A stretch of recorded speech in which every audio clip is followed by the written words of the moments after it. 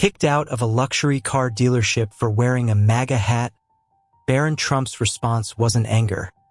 It was a movement that took the world by storm. The gleaming glass doors of Lux Auto House swung open as Barron Trump stepped inside, his tall frame and poised demeanor immediately drawing attention. He adjusted the red hat perched on his head, the familiar "Make America Great Again" emblem stitched in bold white letters catching the light. It wasn't just an accessory. It was a statement, one he carried with quiet confidence. This was no ordinary visit.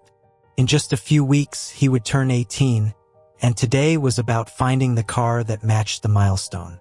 Inside, the air was a blend of polished leather, faint cologne, and the metallic tang of fresh machinery. Rows of luxury vehicles shimmered under strategically placed showroom lights. To most, they were cars. To Barron, they were masterpieces of engineering, each with a story to tell. He walked slowly, hands in his pockets, taking in the sweeping curves of the newest models. A silver coupe caught his eye, its sleek profile seeming almost alive. The kind of car that promised memories before the engine even roared to life. "Excuse me," Barron said, his voice low but firm as he gestured toward the coupe. A nearby salesman glanced up, his friendly demeanor faltering for a brief moment when he noticed the hat. He hesitated but nodded, approaching cautiously. "What can I help you with?" the salesman asked, his tone polite but clipped. "I'm interested in this model," Barron replied, maintaining eye contact. "Does it come in black?"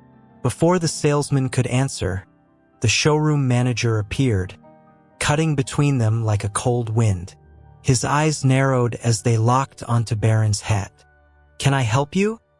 the manager asked sharply, his lips curling into a forced smile that didn't reach his eyes. Barron, unfazed, extended his hand. "I'm looking for a car to celebrate my 18th birthday. I was hoping to learn more about this one." The manager didn't shake his hand. Instead, he crossed his arms, the smile vanishing entirely. "We don't do politics here," he said flatly. "This isn't the place for campaign gear." Barron blinked, the words hanging in the air like static electricity. "I'm not here for politics," he said calmly. "I'm here to buy a car." "Well, I suggest you take your business elsewhere," the manager retorted, his voice loud enough to turn heads. A hush fell over the showroom. Customers paused mid-conversation, their gazes darting between Barron and the manager. Barron's jaw tightened briefly, but his tone remained even. "I'm a serious buyer. Is there a reason you're asking me to leave?" The manager's expression hardened. "We reserve the right to refuse service. This is private property." For a moment, the room seemed to hold its breath. Barron looked around at the stunned faces of other customers before meeting the manager's gaze. "Understood," he said quietly, turning toward the exit. As he walked out, the automatic doors whispered shut behind him, leaving the showroom in an uneasy silence. What Barron did next would not only reshape his day but send shockwaves far beyond the showroom walls. Barron stepped into the crisp afternoon air, his mind replaying the scene that had just unfolded. The humiliation didn't sting as much as the principle of the matter. He wasn't angry, he was disappointed. For someone raised in a world where respect was non-negotiable, the encounter was a reminder of how quickly people could judge based on surface-level assumptions. He glanced back at the dealership, the reflective glass windows now masking the tense atmosphere inside. Pulling out his phone, Barron leaned against a nearby lamppost. He composed himself, opened the corporate website for Lux Auto House, and found their customer service hotline. Within minutes, he was speaking to a representative. His tone was measured, detailing the events calmly and without embellishment. "I'm not asking for special treatment," he said, "but I do expect professionalism, regardless of what I'm wearing." The representative, taken aback, assured him the complaint would be escalated. But for Barron, that wasn't enough. He understood the weight of accountability and knew the situation needed sunlight to reach resolution. Just as he hung up, the sound of a notification buzzed in his pocket. His story was already gaining traction.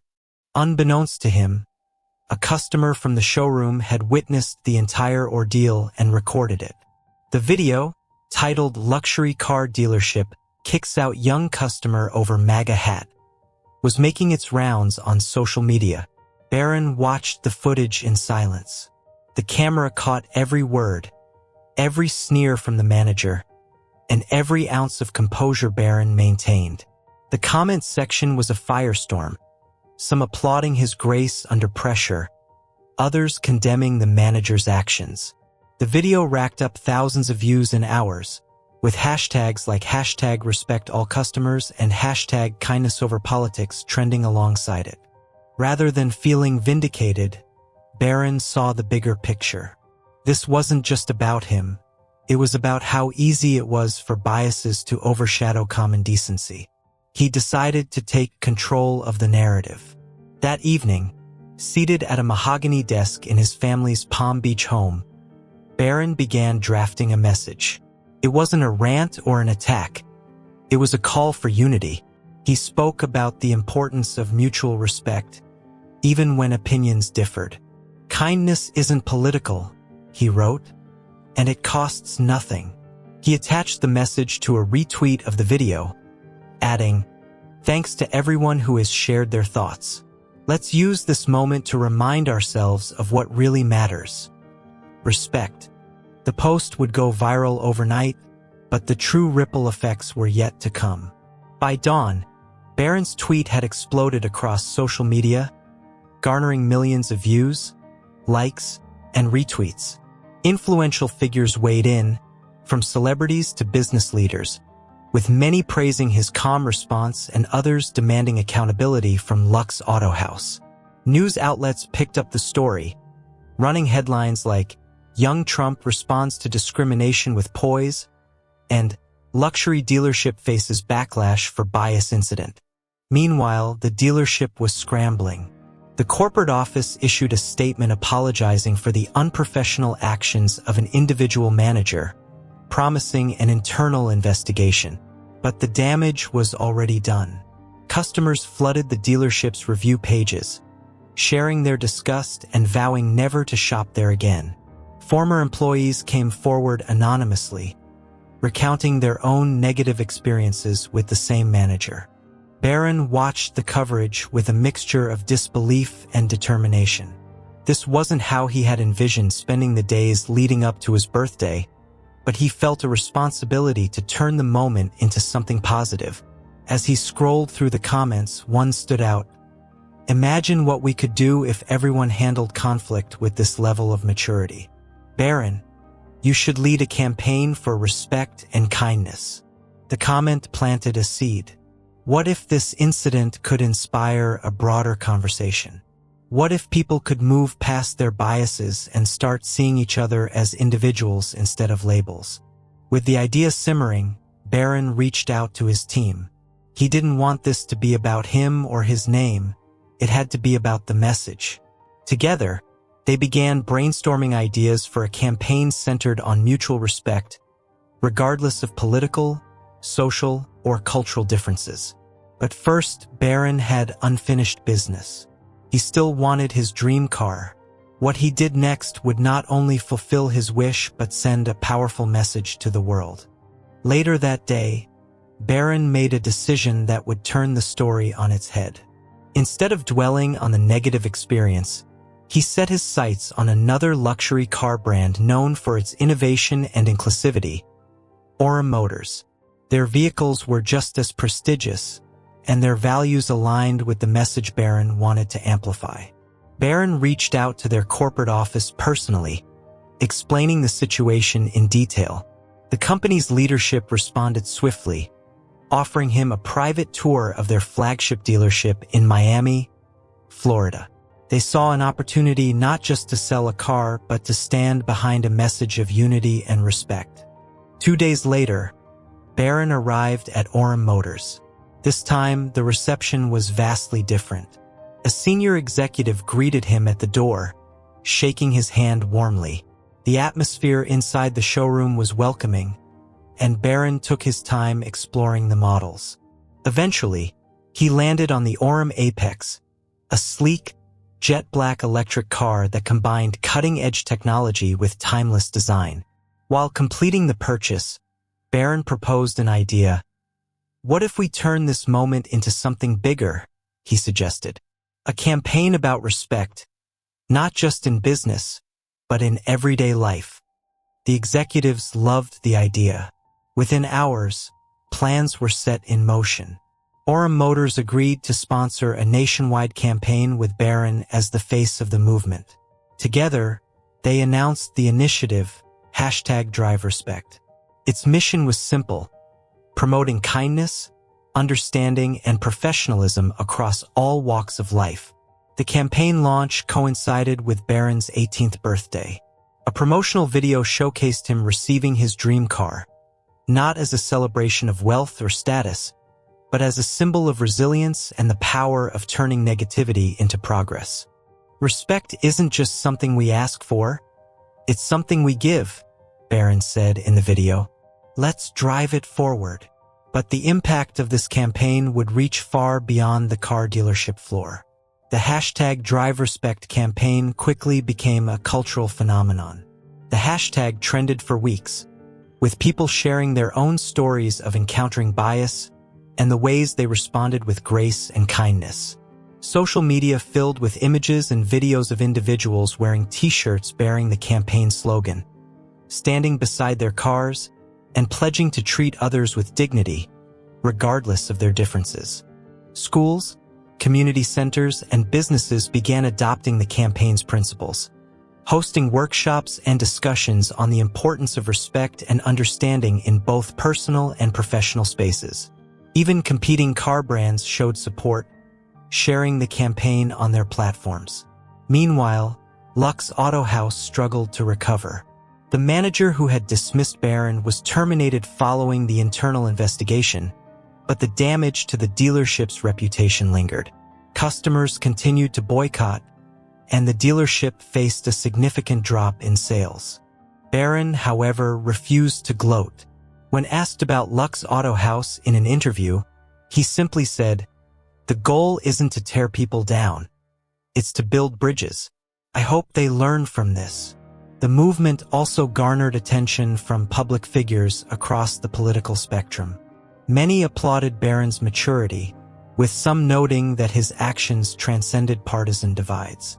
He became a symbol of how individuals can rise above conflict and turn moments of disrespect into opportunities for growth and unity.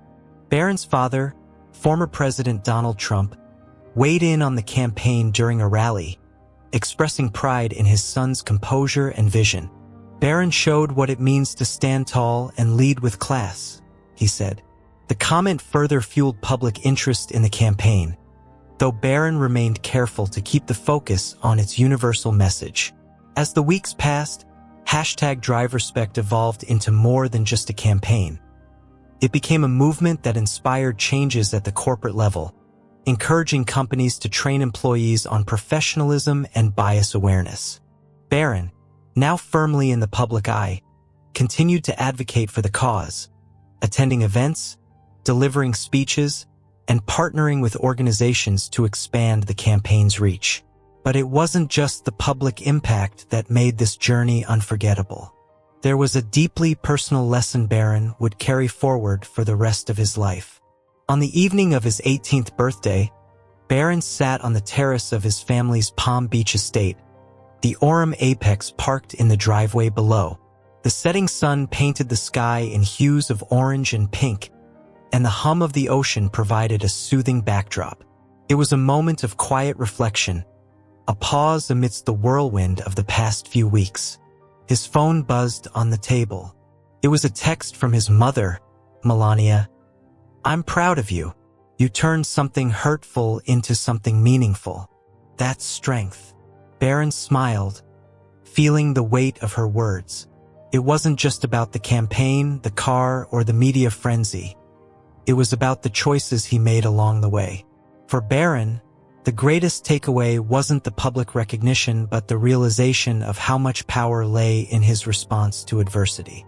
He could have let anger or frustration dictate his actions, but instead, he chose patience, respect, and determination. It was a choice that had transformed a single moment of humiliation into a message that resonated with millions. He thought back to the encounter at Lux Auto House. The manager's words had stung, but they had also sparked something greater, a chance to prove that respect shouldn't depend on status, beliefs, or appearances. It was a principle he hoped others would embrace, no matter their background. As the stars began to dot the sky, Barron recorded a short video message for his followers. His voice was calm and steady. "Today isn't just about my birthday," he said. "It's about realizing that we all have the power to choose kindness, even when it's not given to us. Let's keep driving respect forward together." The video quickly went viral, becoming a powerful capstone to the campaign. People across the country, from small-town mechanics to CEOs of Fortune 500 companies, shared it with messages of support. The simple yet profound lesson that respect could transcend politics, power, and prejudice became a rallying cry for unity. As the video ended, Barron left his audience with a challenge. The next time someone treats you unfairly, take a deep breath and ask yourself how you can respond with kindness. It might not be easy, but it can change everything. And if you believe in this message, share it. Let's make respect go viral. Barron's story wasn't just about a car or a campaign. It was a reminder that even in the face of adversity, we have the power to lead with dignity and create change that lasts.